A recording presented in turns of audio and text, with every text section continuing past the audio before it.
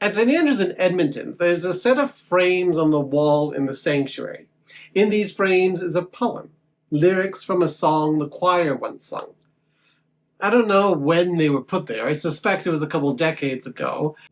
It's been there long enough that we'd forget it's even there. It blends into the background. But once every couple of years, I take it off the wall and I read it to them. I don't have that poem in front of me right now, but I know it was very similar to, maybe a riff of William J. Crocker's poem, A People Place. It goes like this. If this is not a place where tears are understood, where do I go to cry? This is not a place where my spirit can take wing, where do I go to fly?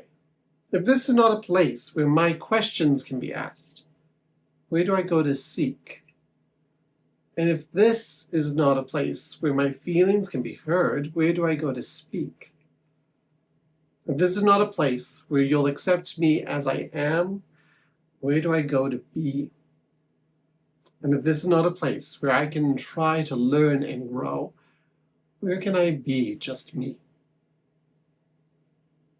It's a lovely poem to have in a sanctuary. Indeed, if a sanctuary is not a place where you can cry, ask questions, be accepted, well, where can be? This is a sanctuary, a place meant to be safe from the judgments and attacks of our world, a place where you can let your guard down. I hope you feel that way about your sanctuaries. I hope we create that sort of space. It's a goal of mine, at least. But I do acknowledge it's not easy. Especially the first line of that poem. If this is not a place where tears are understood, where do I go to cry? We see tears and our impulse is to hand them a Kleenex. The message implied, wipe that away as fast as you can. It's not what we mean, of course. But we can't deny that tears are awkward. You're never quite sure what to do with it. And for those of us caught by the surprise of our own emotions, we want to apologize and just shake it off as fast as we can.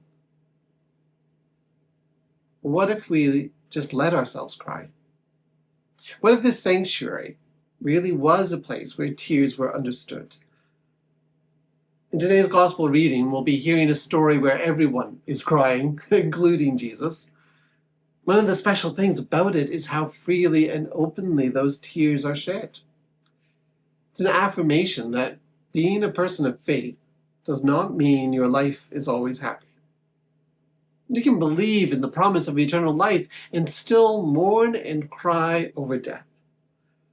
In fact, a faith that is strong is, I believe, even quicker to tears, crying for the pain in our world, crying in solidarity with all those who struggle, crying for a world where love is sometimes lost.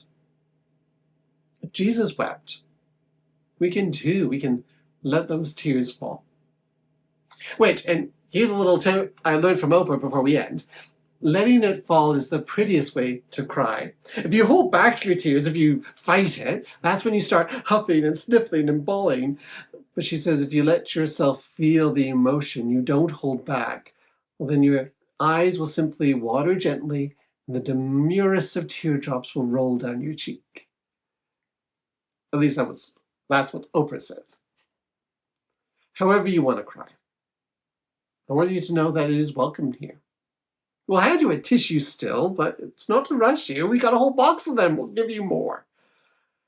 The emotions you bring into this sacred space is part of what makes it so holy.